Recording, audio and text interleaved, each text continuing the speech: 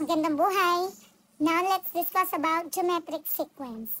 So, I know may idea na kayo on geometric sequence. So, let's have a recap about this sequence, this special type of sequence. So, pag sinabi natin geometric sequence, it's a special type of sequence wherein to get the next term, okay, we just multiply the preceding term by a fixed number.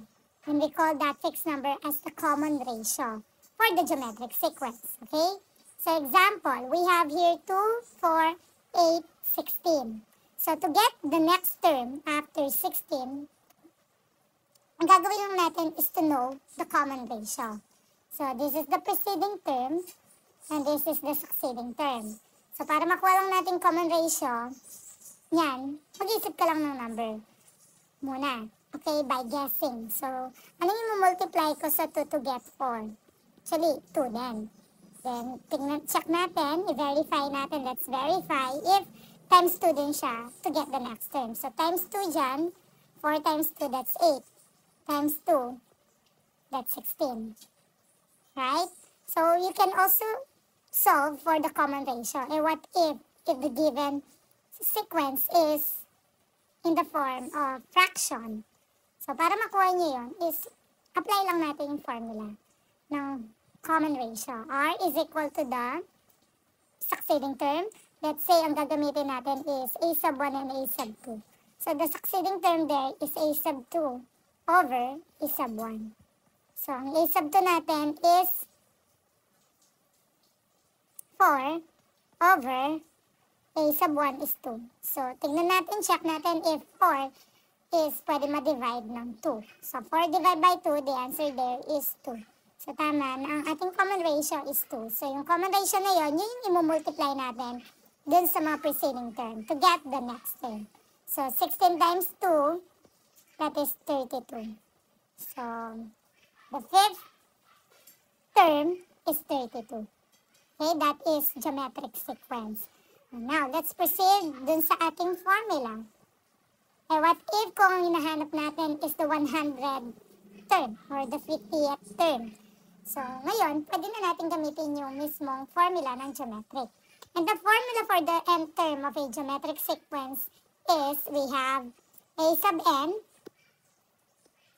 A sub n is the nth term. Ito yung hinahanap nating term.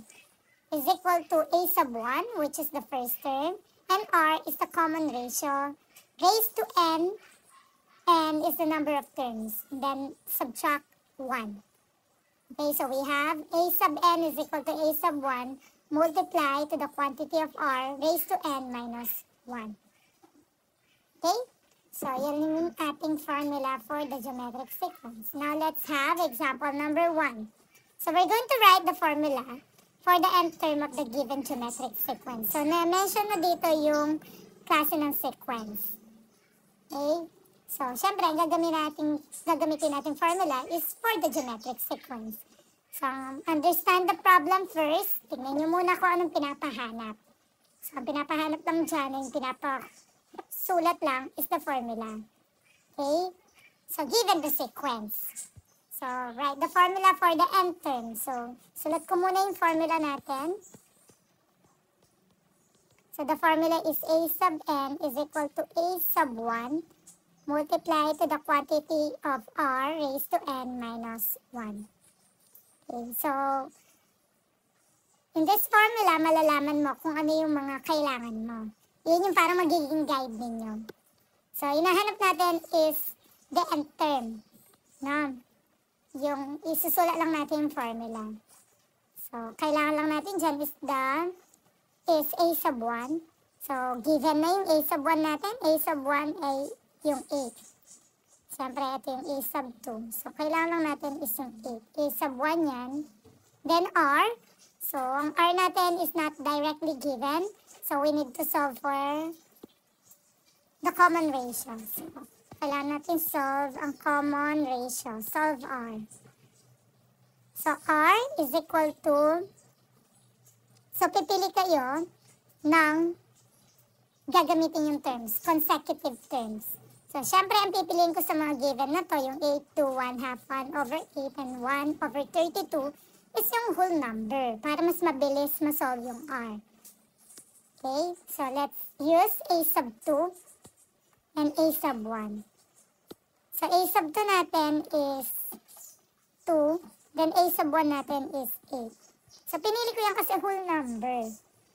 Okay, pwede nyo naman gamitin yung a sub 3 and a sub 4. Walang problema doon kasi we will still get the same common ratio or ratio. So R is equal to, so check natin si 2 if pwede siyang i-divide ng 8 exactly. So hindi natin ma-divide dyan ng 8, kaya we need to simplify that. We need to get the lowest term. So kunin natin yung GCF niyan. So ang pwede mag-divide sa 2 and 8 is by 2. So 2 divided by 2, that's 1. And 8 divided by 2, that is 4. So R is 1 over 4. So nakuha na natin yung 1 over 4. So okay na tayo dito sa common ratio. Check na yan. Then n natin, ang pinapahanap is the nth term. So hindi na natin kailangan palitan yan. Okay?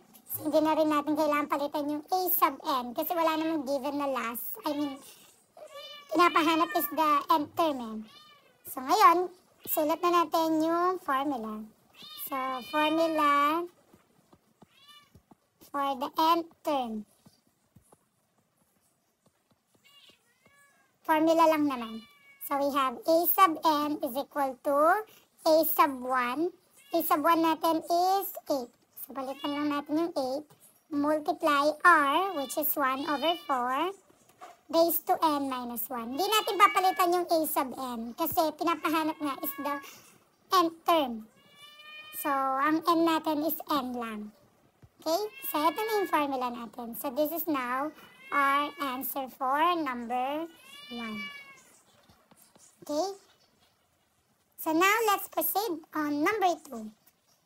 So for number 2 naman is we're going to write the first 4 terms of the geometric sequence, whose nth term is given by a sub n is equal to 3 multiplied to the quantity of negative 5 raised to n minus 1. So ang babaguhin lang natin dyan is yung value ng n para mahanap natin yung first 4 terms.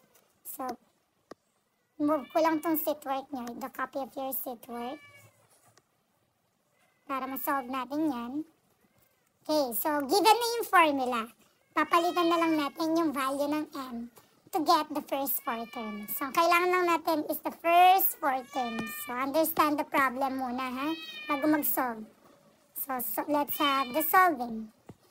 So, hinahanap natin dyan yung 4 na terms. First 4 terms ng sequence natin, ang formula is ganito. Okay? So, this is your a sub 1, a sub 2, a sub 3, and a sub 4.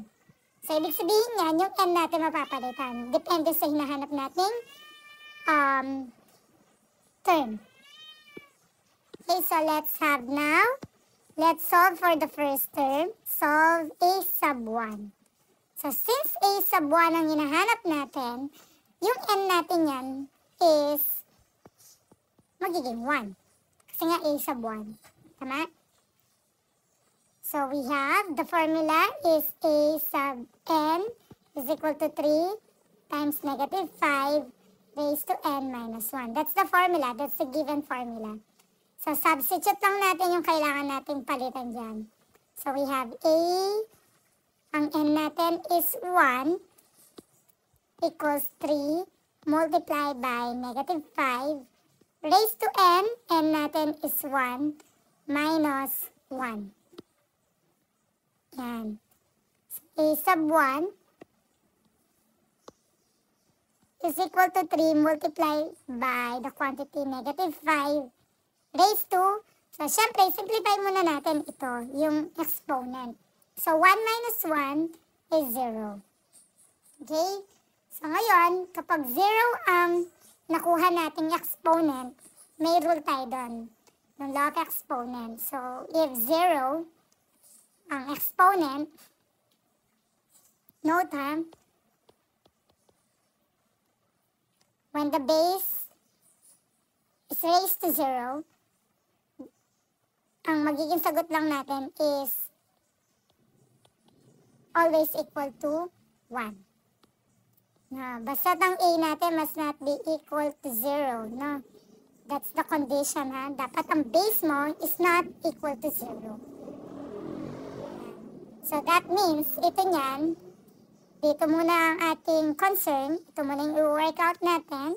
So A sub 1 is equal to 3 multiply dun sa negative 5 raised to 0. Negative 5 raised to 0, ang lagi sagot dyan is 1.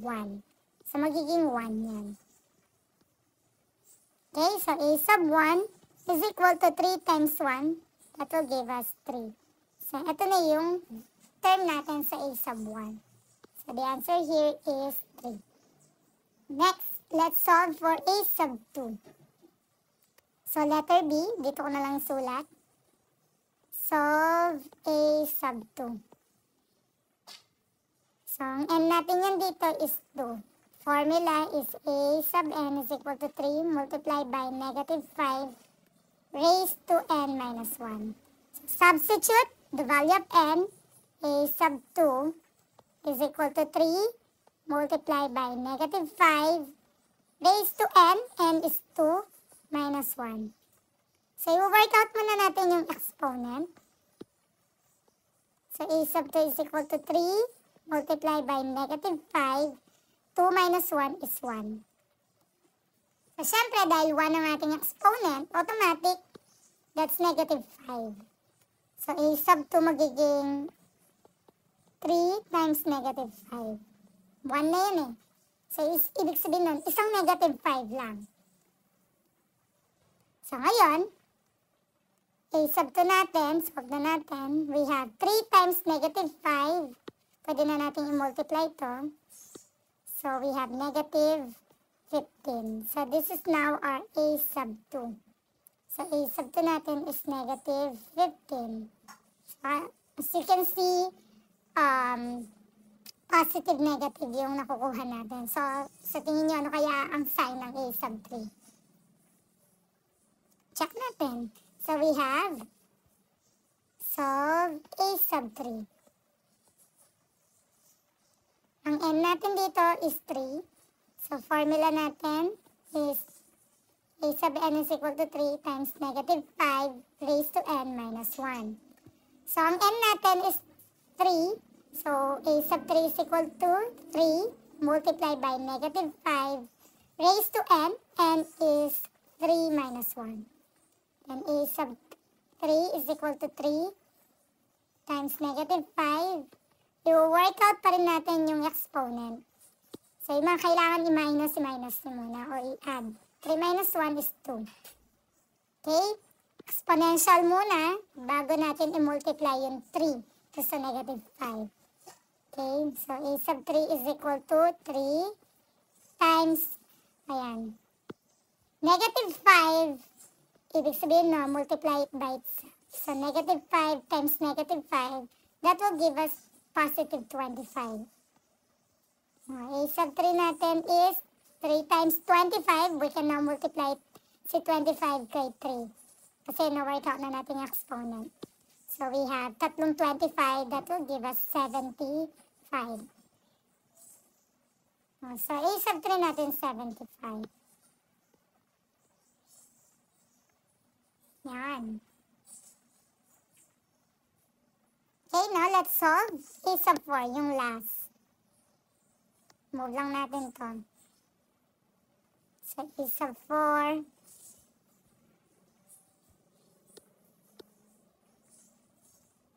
Actually, pwede nyo naman i-solve yan using the common ratio. Ang common ratio lang naman dyan is negative 5.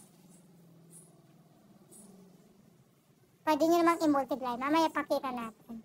So, ngayon, try muna natin yung formula. So, solve A sub 4. Marami namang way dyan. So, ang n natin dito is 4. Formula natin is A sub n is equal to 3 times negative 5 raised to n minus 1.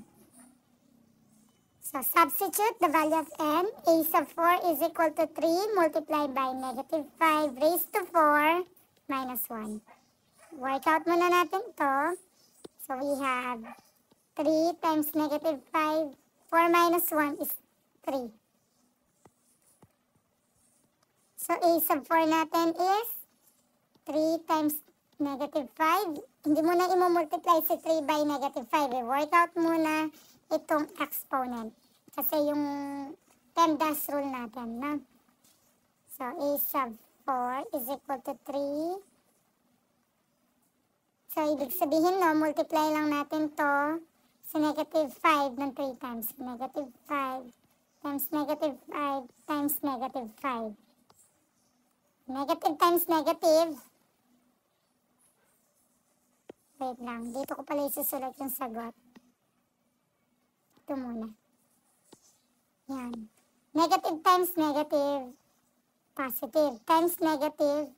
That will give us negative. So, negative yung sagot dyan. Next. 5 times 5 is 25. 25 times 5. Multiply nyo by 5. This is 25 again. 10, 12, 125. So, this 125.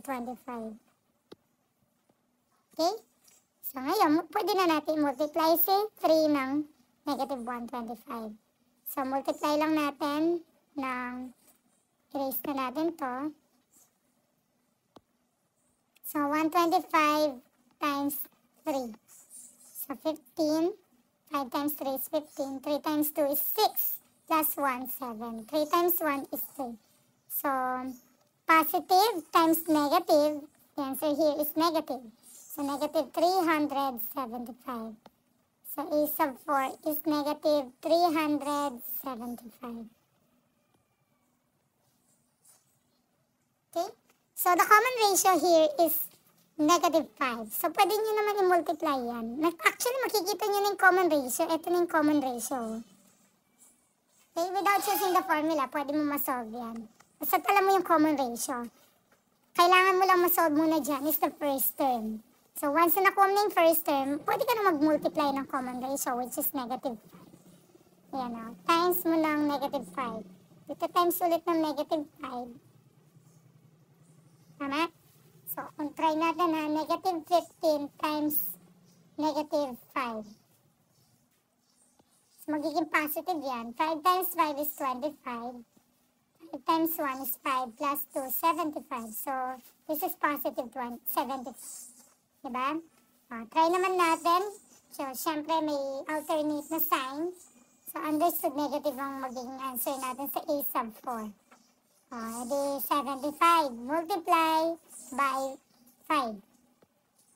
5 times 5 is 25. 5 times 7 is 35 plus 2, 37. So, positive times negative is negative 375. Okay? So, pwedeng ganun naman. Or, pwede nyo gamitin yung mismong formula. Okay? So, that's it.